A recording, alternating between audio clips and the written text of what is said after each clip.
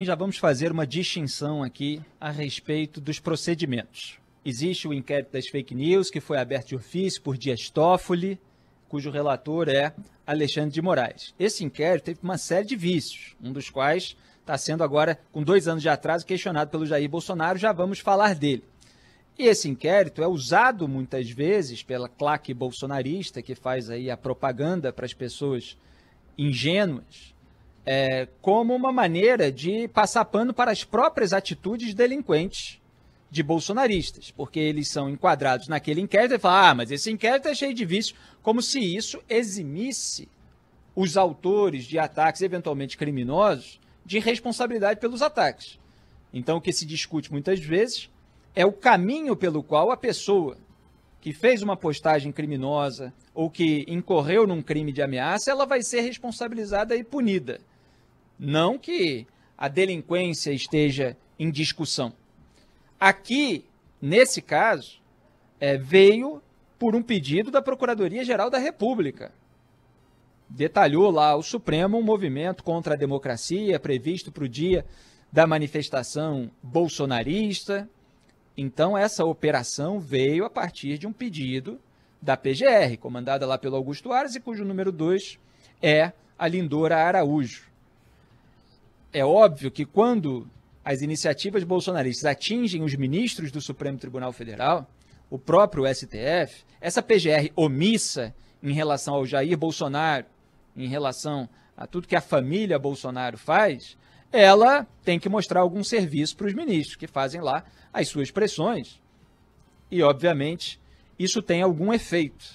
Mas não é em relação ao Jair Bolsonaro. Você veja que é em relação ao Sérgio Reis. Aí a Lindora, o Aras e tal, eles deixam correr isso aí, nas vésperas, inclusive, de ser votada no Senado, de acontecer no Senado a sabatina para a recondução do cargo de Augusto Aras à PGR, ele ainda posa assim como, olha, nós tomamos aqui sim iniciativas contra bolsonaristas, contra o Jair Bolsonaro não.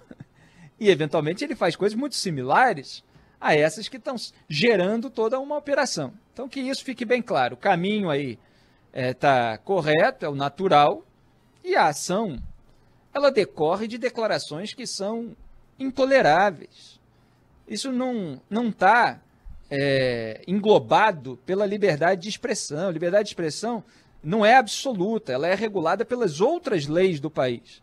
E como já expliquei um monte de vezes aqui, você tem crimes contra a honra, que são previstos na legislação, calúnia, injúria, difamação, ameaça, ataques anunciados, tudo isso é passível de responsabilização e punição. Muitas vezes vem de declarações orais, às vezes gravadas, às vezes não, às vezes documentadas, às vezes não, mas que são passíveis de um enquadramento penal. Aqui, o Sérgio Reis, que deveria estar cantando, olha quanta música ele tem, sujeito que tem uma carreira artística, que tem um histórico, tem público, tem fã, tem tiete, principalmente a turma da geração dele, mas alguns sucessos até que transcenderam as gerações que ele gravou. Nessa casa tem Goteira, Pinga de Mim, você tem Panela Velha, não interessa se ela é coroa, Panela Velha é que faz comida boa. Adeus Mariana, por exemplo, que eu prefiro a gravação do Martinho da Vila. Adoro, nasci lá na cidade, me casei na serra com a minha Mariana, moça lá de fora. Uma delícia essa música. Você tem o Menino da Porteira, né, que tem até aquele verso, estava tentando lembrar aqui, que fala do berrante, porque o pessoal estava ironizando hoje nas redes sociais, né? Toda vez que eu viajava pela estrada de Ouro Fino, de longe eu avistava a figura de um menino que corria, abria a porteira e depois vinha me pedindo, toque o berrante, seu moço, que é para eu ficar ouvindo. E aí tem pessoal, né, que trata ali as massas de manobra dos líderes políticos brasileiros como gado e tal, aí muitas vezes falam de tocar o berrante, e tá lá o Sérgio Reis falando, toque o berrante, seu moço. Ele estava aí tocando um berrante para uma ala reacionária tomar atitudes que podem gerar violência. E aí você quer que as autoridades fiquem esperando isso acontecer? A liberdade de expressão ela não engloba a orquestração e eventual financiamento de atos contra a democracia, de golpes de Estado. É isso que eu queria dizer, na verdade, de maneira mais objetiva, mais precisa, golpe de Estado não pode gerar uma turma de espectadores. Nós sabemos aí que isso está sendo planejado e vamos esperar para ver o que acontece. Eu digo isso porque é bom aqui dizer, entre aspas, uma das declarações do Sérgio Reis. Ele disse, numa reunião que acabou vindo a público no fim de semana, que, aspas, se em 30 dias não tirarem os caras, nós vamos invadir, quebrar tudo e tirar os caras na marra. Pronto. É assim que vai ser e a coisa tá séria. Fecha o aspas.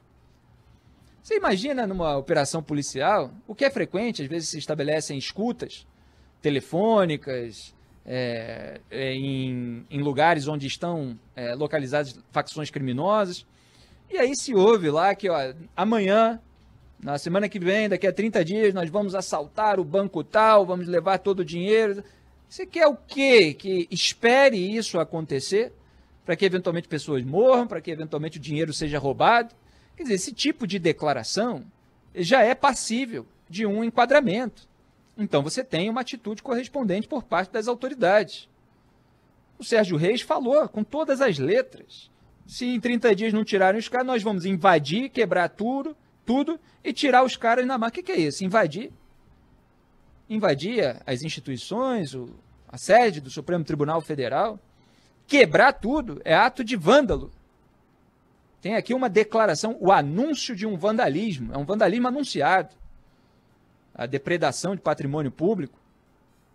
Tirar os caras na marra, quer dizer, fazer o uso da força como se ele tivesse o monopólio do uso da força, que tem as forças de segurança, evidentemente, a partir dos indícios para tomar atitudes com autorização judicial, essa coisa toda. Ele acha que ele tem que chegar lá, pegar uma autoridade na marra e expulsar do terreno para o qual, do território, da sede, da instituição, do tribunal, para o qual ela foi escolhida.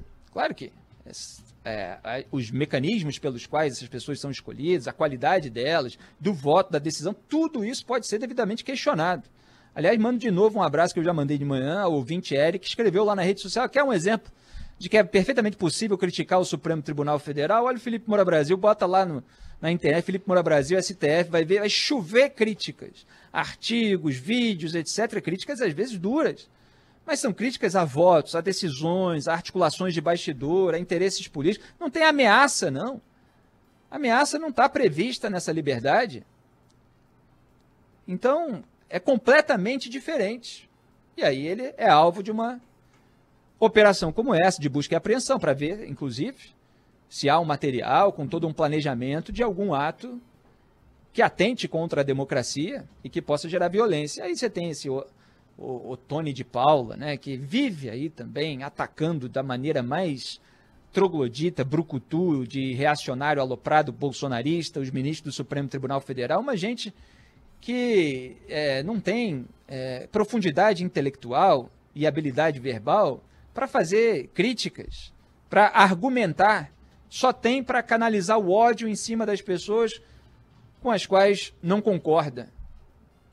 Isso é o nível rasteiro e oportunista do bolsonarismo. É essa gente que acabou subindo, ganhando poder, muitos inclusive, ganhando dinheiro, como está sendo apontado aí pelo antigo, né, que é inquérito dos atos antidemocráticos, porque surgiu hoje uma notícia no Estadão sobre o ganho com monetização de vídeos dos canais, que às vezes recebem ali uns vídeos exclusivos do presidente, que distorcem informações, que atacam jornalistas independentes, que usam notícias falsas, mesmo durante a crise sanitária, pessoal faturando alto, por meio desse acirramento do debate, dessa busca da polarização, do nós contra eles. Então, é um nível muito rasteiro.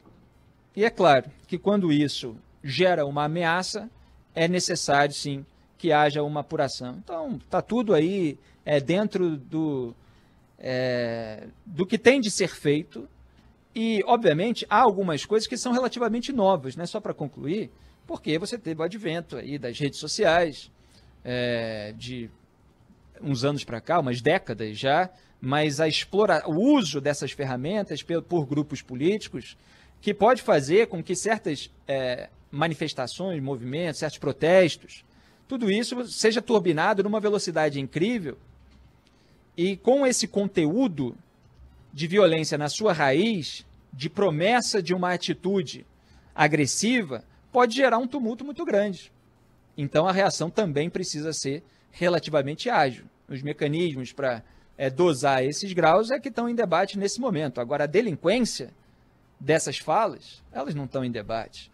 É óbvio que elas são passíveis de punição. Lamentavelmente, um cantor, um sujeito com uma trajetória, com sucesso, com hit, e agora vai entrar no rol daquelas pessoas que a gente já ouviu, que eventualmente a gente cantava, que a gente vê um filme e tal, porque tem também atores, atrizes e tal, que a gente às vezes já não consegue dissociar das suas opiniões execráveis.